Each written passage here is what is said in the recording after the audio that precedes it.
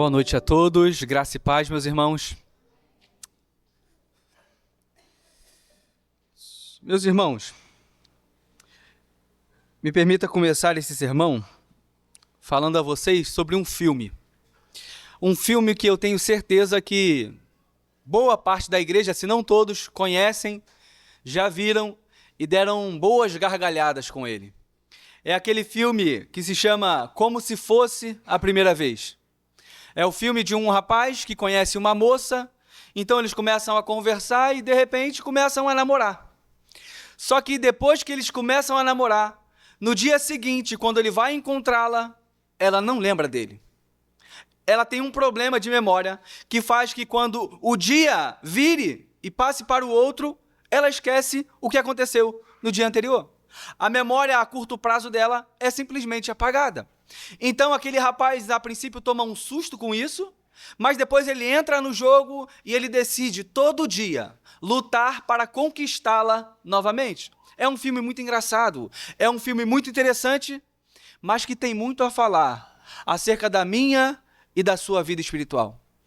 Nossas vidas espirituais são como nesse filme, onde o pecado, todos os dias, tenta nos conquistar novamente. Nessa noite nós olharemos para um texto que vai nos mostrar o povo de Deus pecando outra vez, de novo. E nós nos identificaremos com ele porque a gente descobrirá que nós também somos assim. Que existem alguns pecados em nossas vidas, existem alguns pecados na sua vida que são persistentes. Alguns pecados que vez ou outra aparecem e alguns obtêm vitórias atrás de vitórias. E nós veremos como lidar com esse ciclo desse pecado que vem, tenta nos conquistar e por vezes nos vence. Convido você a abrir a Bíblia no livro de Juízes, capítulo de número 6. Juízes, capítulo 6.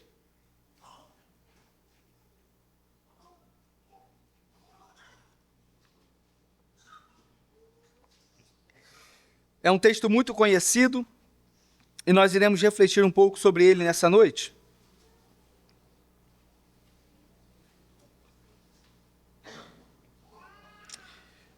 Juízes, está lá no comecinho da sua Bíblia, capítulo 6, versículo 1. Vou esperar todos acharem. Diz assim a palavra de Deus.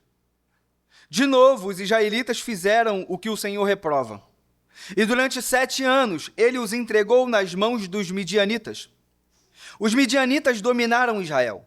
Por isso, os israelitas fizeram para si esconderijos nas montanhas, nas cavernas e nas fortalezas. Sempre que os israelitas faziam as suas plantações, os midianitas, os amalequitas e os outros povos da região a leste deles as invadiam. Acampavam na terra e destruíam as plantações ao longo de todo o caminho até Gaza, e não deixavam nada vivo em Israel, nem ovelhas, nem gado, nem jumentos. Eles subiam trazendo os seus animais e as suas tendas, e vinham como enxames de gafanhotos. Era impossível contar os homens e os seus camelos. Invadiam a terra para devastá-la. Por causa de Midian, Israel empobreceu tanto que os israelitas clamaram por socorro ao Senhor. Quando os israelitas clamaram ao Senhor por socorro por causa de Midian, ele lhes enviou um profeta que disse: assim diz o Senhor, o Deus de Israel: tirei vocês do Egito, da terra da escravidão. Eu os livrei do poder do Egito e das mãos de todos os seus opressores. Expulsei-os e dei a vocês a terra deles.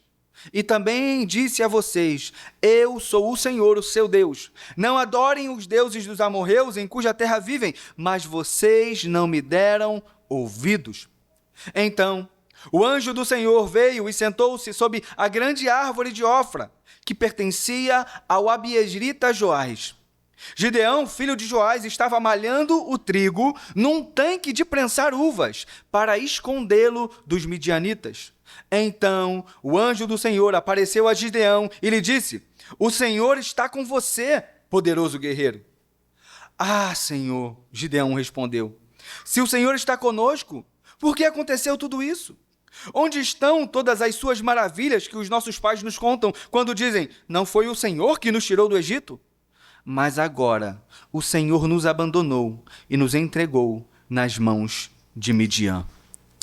Meus irmãos, o livro de Juízes é um livro muito interessante e ele segue uma espécie de espiral. É uma espiral descendente. Por quê? No capítulo 1, a gente vê o povo entrando na terra e tudo começa aparentemente muito bem. Mas logo, logo, as coisas começam a desandar. O povo de Israel começa a deixar Deus de lado e a buscar os ídolos das outras nações, adorando outros deuses. E o livro de Juízes ele vai seguir uma sequência muito óbvia na leitura do texto. Em diversos momentos você vai perceber que no livro dos Juízes acontece o seguinte: o povo está bem com Deus, passa um tempo, o povo começa a abandonar a Deus, então Deus envia sofrimento para o povo então se vê em grande angústia, em desespero e começa a clamar a Deus. E então Deus ouve o clamor do seu povo e envia um libertador que liberta o povo. E aí depois volta tudo de novo. Aqui em Juízes capítulo 6, nós vemos mais uma vez a mesma sequência de ações acontecendo. O texto começa dizendo para a gente justamente a palavra de novo. Não é sem motivo que o autor que está escrevendo o livro de Juízes esteja dizendo, olha só, mais uma vez, de novo, lembra o que aconteceu antes? Agora mais uma vez, de novo, o povo de Deus pecou, abandonando o seu Senhor. Quando lemos essa palavra de novo, a gente pode pensar em algumas situações. É como aquela esposa dizendo ao marido, de novo você fez o que eu falei que você não era para fazer? É como aquela mãe lidando com um adolescente, de novo você foi fazer e sujar o que eu falei para você não sujar. É como aquele amigo que chega para um outro íntimo e corajoso e diz assim, de novo você caiu no pecado? De novo você está abandonando a Deus? De novo e de novo. Será que você tem ouvido muito essa expressão? De novo, de novo, de novo. Isso é um sintoma grave. É um sintoma de que existe algum pecado, existe algum problema que é recorrente na sua vida. O povo de Israel tinha um problema nato, um problema recorrente em sua vida espiritual. Eles frequentemente abandonavam a Deus em troca de outros deuses. Abandonavam o Senhor, que, como a gente leu, libertou-os do Egito, libertou-os da escravidão e iam em busca de outros deuses. A gente vê no livro de Juízes que o povo de Israel, o povo de Deus, até mesmo eu e você, temos um problema. A gente, vez após vez, cai em pecados. E aqui, mais uma vez, o autor está dizendo, de novo eles fizeram o que o Senhor reprova. E durante 7 anos, Deus os entregou nas mãos dos midianitas. Olha o que está acontecendo. De novo, o povo peca e de novo, Deus vem repreendendo o povo. E agora, Deus vai repreender o povo durante 7 anos, os entregando nas mãos dos midianitas. Como que era esse entregar de Deus nas mãos dos midianitas? Como a gente leu. Os midianitas vinham, invadiam a terra anualmente para devastar as colheitas, para matar os animais, os rebanhos. É isso que estava acontecendo. Então imagine, durante 7 anos, na época da colheita, chegam os inimigos, que são muito numerosos. Eles avançam como gafanhotos, como o nosso texto diz. Eles têm camelos, eles são ágeis, eles são muitos, não dá para contar. Então eles vêm devastando toda a sua plantação, de modo que não sobra quase nada para você se alimentar, para você alimentar sua família. Está entendendo o que está acontecendo aqui? De novo o povo pecou. De novo, Deus os está repreendendo. E durante 7 anos. Mas o povo de Deus não busca Deus. 1 ano de sofrimento não foi suficiente para o povo se voltar para Deus. 3 anos com os inimigos vindo, toda vez colhendo todas as suas plantações, matando os seus animais, e isso não foi suficiente para o povo clamar a Deus. 5 anos de sofrimento não foram suficientes para o povo se voltar para Deus. Somente depois de 7 anos eles voltam para Deus. Por quê? O que eles fizeram desde a primeira invasão até essa última no 7º ano? Eles tentaram lutar com suas próprias forças contra os inimigos. O texto diz para a gente, no versículo de número 2, que por causa das invasões, os israelitas fizeram esconderijos nas montanhas, nas cavernas, nas fortalezas. Ou seja, porque os midianitas e os outros povos estavam invadindo, eles estavam se escondendo nas montanhas. Quando, na verdade, eles deviam se abrigar no esconderijo do Altíssimo. Percebe? Olha só a dinâmica. Deus está punindo o seu povo. Ao invés do povo lembrar, peraí, não, a gente precisa consertar as coisas, precisamos nos voltar para Deus. Não, eles tentam resolver com a força do seu próprio braço, pensando, não, eles vieram atacar esse ano, mas no ano que vem, na época da colheita, a gente pode usar essa estratégia aqui e vai funcionar. E não funciona. Então alguém vem no terceiro ano com uma outra ideia, dizendo, não, essa ideia não funcionou, mas vamos tentar essa aqui, de repente vai funcionar. E não funciona. Durante 7 anos, o povo de Deus vai tentando lutar com seu próprio braço, com sua própria inteligência, da sua própria maneira, para se livrar dos inimigos. Será que não é assim que temos lidado com nossos próprios pecados? Com nossos próprios problemas?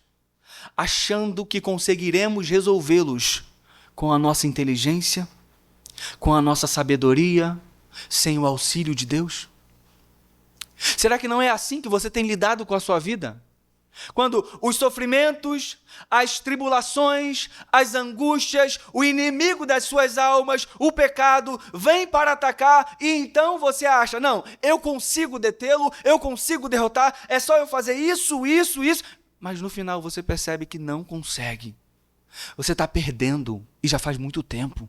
São 7 anos de batalhas perdidas. 7 anos! C.S. Lewis diz que o sofrimento é um megafone de Deus para acordar, despertar um mundo que está dormindo. E por vezes, Deus precisa aumentar o volume do megafone. 1 ano não foi suficiente para esse povo se voltar para Deus. 5 anos não foi suficiente. Foram necessários 7 anos para que eles se voltassem para Deus. Eu olho para esse texto e eu fico me perguntando, quanto tempo mais será necessário que você espere para se voltar para Deus? Quanta dor mais você vai esperar acumular para que você se volte para Deus, para que você desperte, para que você acorde? Quanto tempo mais será necessário para que você entenda que sozinho você não consegue? Eu lembro do profeta Jonas em um navio indo para Tarsis ao invés de ir para Nínive. A tempestade se levanta, o barco parece que vai afundar. Jonas fala, olha, me lancem ao mar, porque é por causa de mim que isso está acontecendo. Mas os marinheiros, ao invés disso, jogam a carga fora, tentam remar contra a tempestade. Só no fim eles descobrem, não tem como, vamos lançar Jonas no mar. Será que você não está assim? Remando contra a tempestade, achando que você consegue, com a força do seu próprio braço, se livrar de tudo isso? Perceba, o povo de Deus está passando 7 anos de sofrimento, 7 anos de invasões. E quando nós olhamos para o texto e para os textos anteriores, a gente percebe que isso parece ser uma marca do povo. Se você olhar para os capítulos anteriores, você vai ver que o povo espera 18 anos, 8 anos, para clamar a Deus. Ou seja, eles esperavam até não ter mais para onde correr. Eles esperavam um problema se agravar ao ponto deles olharem e falarem, agora não tem mais jeito, agora é só clamando a Deus. Por que fazer isso? Por que faríamos isso conosco? Meus irmãos, que para nos despertar, Deus não precise de um megafone, que uma simples buzina seja suficiente para me acordar e para te acordar. Que ao menor sinal de problema, que ao menor sinal de angústia, que ao menor sinal de tribulação, você desperte e, como foi dito nessa manhã, você possa se colocar na brecha, de alguma forma, clamando a Deus, buscando para que Ele haja em teu favor. Mas por que isso aconteceu? Olhando o contexto de Juízes e o contexto recente, isso aconteceu por alguns motivos. O primeiro motivo é que o povo parou de pensar em Deus. O povo parou de refletir sobre quem Deus é, sobre o que Deus fez no passado. O povo parou de refletir e de pensar em Deus. E isso se torna um problema, porque quanto mais paramos de pensar em Deus, quanto mais paramos de refletir sobre quem Deus é e o que Ele fez por nós, a gente vai atrofiando espiritualmente. Se seus músculos não forem movimentados, eles atrofiam. Se a sua alma não for alimentada, movimentada em direção a Deus, ela atrofia espiritualmente. Sabe por que você às vezes parece que não está sentindo mais nada? Está com a alma atrofiada. O povo já não pensava mais em Deus. O povo já não buscava mais a Deus. Além disso, o próprio coração deles é naturalmente inclinado para o mal, assim como o nosso. O coração do povo é naturalmente endurecido e voltado para aquilo que é pecaminoso. Você sabe disso. Você sabe que o seu coração é assim. E mais, olhando para Juízes, versículo 31 do capítulo 5. Olha o que o texto diz. Isso aqui é muito preocupante. E a terra teve paz durante 40 anos.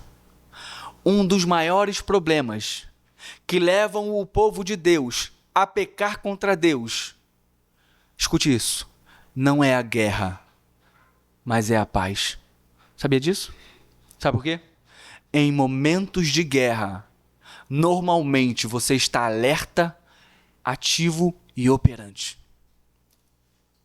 Mas quando a paz vem, quando a calmaria chega, quando a tranquilidade alcança você, para que orar? Tá tudo bem. Para que ler a palavra? Tá tudo certo, tá tudo caminhando bem. Por que buscar a Deus? Perceba, um dos maiores problemas que a gente pode e tem que lidar é com a paz. Quando os problemas aparentemente desaparecem. Pense, olhe para a tua vida. Pense nos momentos de tranquilidade que você teve. Pense nos momentos onde tudo parecia caminhar bem, onde tudo parecia dar certo.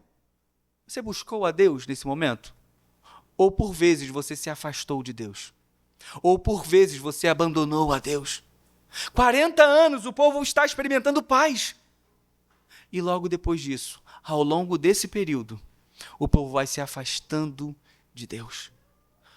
Como está a tua vida hoje? Você está experimentando um período de paz? Você está experimentando um período de tranquilidade? Existe alguma calmaria hoje na sua vida? Cuidado. Na calmaria, a atenção precisa ser redobrada, porque o inimigo, Satanás, sabe que nesses períodos, normalmente, estamos mais vulneráveis. Cuidado. Cuidado com a sua paz. Esteja alerta. Vigiem. O diabo, o vosso inimigo, anda ao vosso derredor buscando a quem possa tragar. Esteja alerta nos dias de paz. Então, essa paz levou o povo para longe de Deus. Eles pecaram contra Deus. E aí? O versículo de número 6 vai dizer para a gente, versículo de número 6, que o povo empobreceu tanto que os israelitas clamaram por socorro. É só quando eles olham e falam, agora não tem mais jeito. A nossa pobreza alcançou de uma forma que não tem mais como resistir. Agora chegou o momento de clamar a Deus. E de novo, eles clamam a Deus. E sabe o que é surpreendente aqui? Eles clamam a Deus quando não tem mais saída. E Deus não é orgulhoso. Deus não olha para eles e fala assim, agora que não tem mais o que fazer, tu quer vir me buscar, né? Não. Talvez eu falaria isso. Talvez você falaria isso. Mas Deus não. Deus vai ouvir o clamor desse povo. Um povo que não tem para onde ir. Um povo que não tem a quem recorrer. Um povo que não tem a quem buscar. Vai clamar a Deus. Deus vai ouvir o clamor desse povo. Mas antes, agora Deus vai agir de uma forma diferente. O texto vai dizer para a gente, no versículo de número 7 e 8, quando eles clamaram ao Senhor por causa de Midian, Deus lhes enviou um profeta, que disse, assim diz o Senhor, o Deus de Israel, tirei vocês do Egito, da terra da escravidão, livrei vocês do poder do Egito, das mãos dos seus opressores, eu expulsei os seus inimigos da terra, dei a terra deles a vocês, e também disse a vocês, olha, eu sou o Senhor, o seu Deus, não adorem os deuses dos amorreus em cuja terra vivem, mas vocês não me deram ouvidos. Aqui, especialmente aqui, antes de Deus enviar um libertador, ele envia um profeta. É a primeira vez que isso acontece. Antes o povo clamava e Deus prontamente enviava um libertador, levantava alguém. Agora não. Agora Deus levanta um profeta antes do libertador. Sabe por quê? O povo precisava entender que, diferente de como eles pensavam, não era Deus quem os tinha abandonado, mas eles tinham abandonado a Deus. Você pegou isso no texto? Lembra da resposta que Gideão dá para o anjo do Senhor? Ah, Senhor, olha só, versículo de número 11. O anjo do Senhor veio, sentou-se sobre a grande árvore de Ofra, que pertencia ao abiezrita Joás, e falou com Gideão.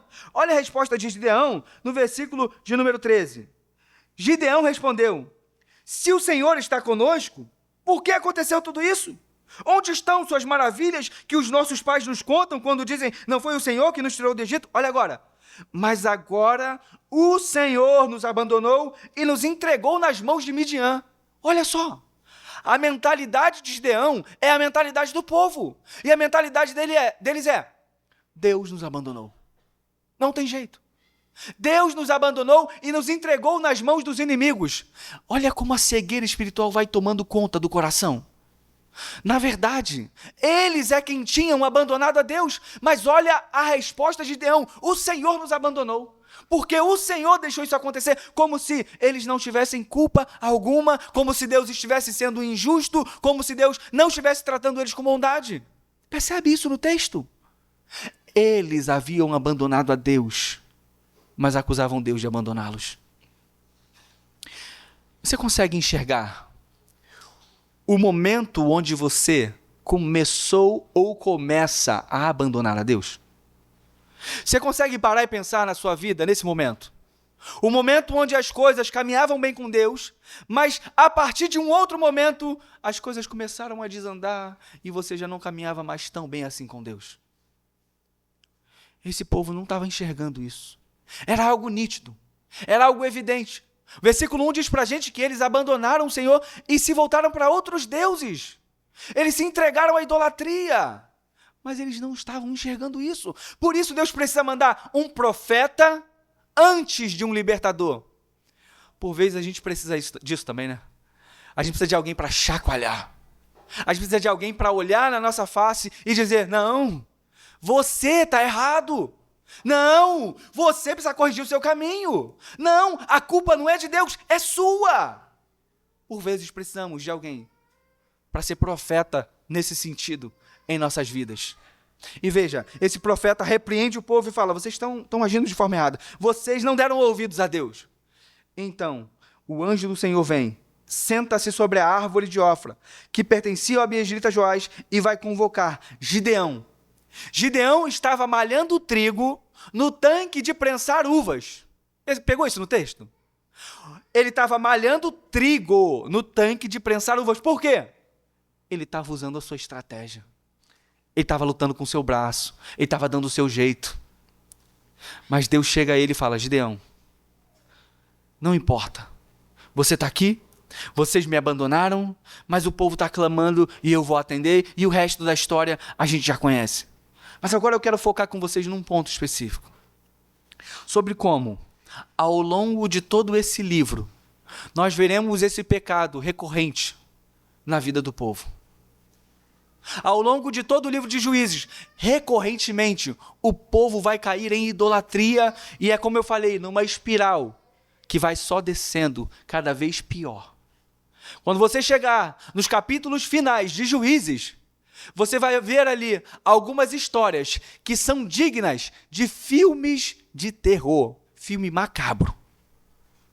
Mas perceba, o povo de Israel está lidando com um pecado recorrente. É o pecado da idolatria, de abandonar a Deus. Por um momento, pare e pense. Qual é o pecado recorrente na sua vida? Qual é o pecado que frequentemente te assola? Qual é o pecado que você luta por muito tempo? É a mentira? É o orgulho? É a inveja? É a imoralidade? Você sabe, aquele pecado que está lá dentro e que é o seu ponto fraco. Pensa nele agora. O povo de Deus tinha esse pecado. E um outro homem, chamado Pedro, também tinha um pecado que era persistente. Abra comigo, Mateus capítulo 26. O pecado persistente do apóstolo Pedro. Eu aprendi isso com o pastor John Piper. O pecado persistente na vida do povo de Deus é real. Mateus capítulo 26, verso 69. Antes da gente ler, só abre e não lê. Vocês lembram que Jesus certa vez tinha conversado com Pedro e com os outros discípulos e ele tinha dito, olha, vocês vão me abandonar. Pedro diz, não, Senhor, eu jamais te abandonarei. Jesus diz então a Pedro, Pedro, antes que o galo cante, tu me negarás 3 vezes. Pedro duvida. E agora a gente vai ler a cena que vocês conhecem, de Pedro negando a Cristo. Verso 69. Pedro estava sentado no pátio, e uma criada, aproximando-se dele, disse, você também estava com Jesus o Galileu.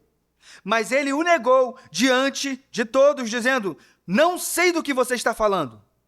Depois saiu em direção à porta, onde outra criada o viu e disse aos que estavam ali, este homem estava com Jesus o Nazareno. E ele, jurando, o negou outra vez, não conheço esse homem. Pouco tempo depois, os que estavam por ali chegaram a Pedro e disseram, certamente você é um deles, o seu modo de falar o denuncia. Aí ele começou a lançar maldições e a jurar, não conheço esse homem. Imediatamente um galo cantou. Então Pedro se lembrou da palavra que Jesus tinha dito antes que o galo cante, você me negará 3 vezes. E saindo dali chorou amargamente. Olha o que está acontecendo aqui. Jesus falou, você vai me negar? Pedro, não vou. E quando ele vai se dar por conta, já tinha negado. A pergunta é, o que levou Pedro a negar Jesus? O que levou Pedro a dizer que não conhecia a Cristo?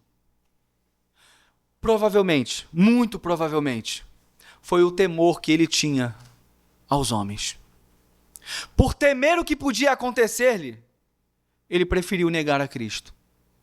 O temor aos homens parece ser um pecado persistente na vida de Pedro. Mas graças a Deus, porque para todo Pedro que nega a Cristo, existe João capítulo 21, onde há restauração para todo aquele que cai. Em João capítulo 21, o Pedro que havia negado 3 vezes, vai reafirmar o amor 3 vezes. Ele é restaurado. Grava a sequência lógica. Mateus 26, temor aos homens. João 21, restauração. Pula para Atos. Jesus é assunto aos céus. O Espírito Santo é derramado. Atos vai dizer várias vezes que Pedro e os outros estavam cheios do Espírito. Pedro prega o Evangelho poderosamente. 3.000 se convertem, 4.000 se convertem, 5.000, um monte de pessoas se convertem a Deus. Pedro, cheio do Espírito, ele é interrogado pelas autoridades que falam, olha, não fale mais desse nome, não fale mais sobre Cristo, mas ele corajosamente resiste. O Pedro que em Mateus 26 teve medo do que podia acontecer a ele, em Atos, cheio do Espírito, não tem mais medo, não teme mais aos homens, ousa corajosamente pregar a palavra, ainda que isso cause a ele ser açoitado, ser preso e perseguido. Será que Pedro venceu o pecado do temor aos homens? Não. Tem mais uma etapa. Abra comigo em Gálatas capítulo 2. Gálatas, capítulo 2.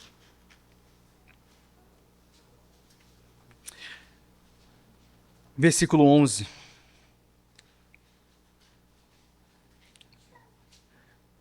Grava isso. Mateus 26 ele nega. João 21 é restaurado. Em Atos ele tem ousadia e coragem. Mas olha agora, Gálatas capítulo 2, versículo de número 11.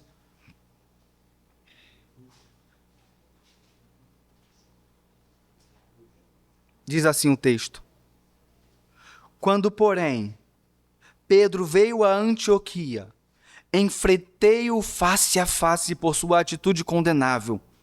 Pois antes da chegada de alguns da parte de Tiago, ele comia com os gentios. Quando, porém, eles chegaram, afastou-se e separou-se dos gentios, temendo os que eram da circuncisão. Entre Mateus 26 e Gálatas capítulo 2, tem mais de 15 anos.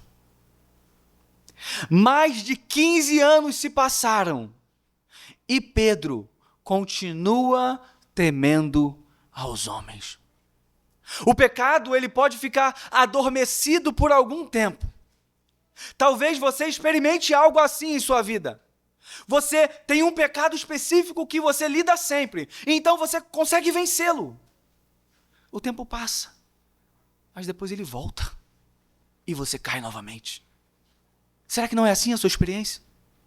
E às vezes, o problema é que às vezes o tempo não precisa ser nem tão longo. Você derrota o pecado, passa uma semana, passa um mês, passa um ano, e você se vê novamente cometendo esse mesmo pecado. Existem pecados que são persistentes, como no filme, todo dia, todo mês, todo ano, vindo para tentar conquistar o meu e o seu coração. Será que isso é uma realidade em sua vida? Pensa sobre isso. Como lidar com um pecado que é persistente? Como enfrentar um pecado que por vezes tenta tomar conta do nosso coração? Existem algumas coisas que precisamos fazer. E a primeira delas é clamar a Deus por mais graça. É clamar a Deus por mais misericórdias. Você não vai vencer esse pecado com a sua inteligência. Não vai. Você não vai vencer esse pecado com suas estratégias. Não vai. Você não vai vencer esse pecado com a sua sabedoria. Esse pecado persistente, ele só é vencido com a força de Deus. Por isso, você precisa entender a realidade dessa batalha o quanto antes, a fim de que você clame a Deus. E não apenas isso. Clame a Deus. Ore por isso. Use todas as armas espirituais que Deus te deu. Oração, clamor, súplica, meditação na Escritura, jejum, confissão.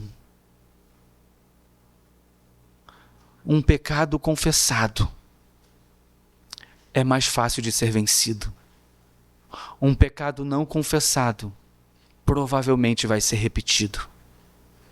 Cuidado.